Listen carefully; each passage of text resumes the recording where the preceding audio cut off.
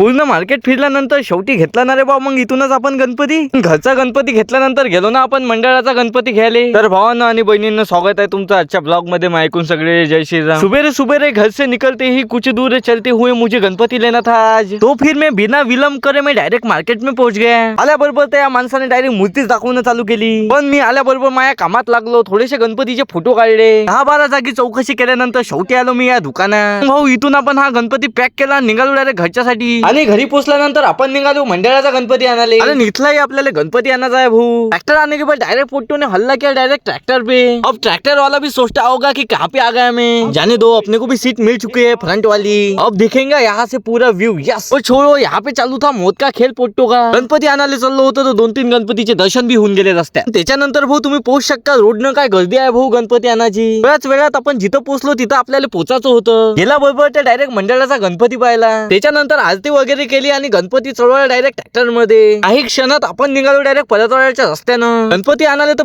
पूर्ण जत्राच झाली आणि त्याच्यानंतर भाऊ स्थापना केली गणपतीची. आणि इथंच ब्लॉग एंड झाला भाई मग आपला.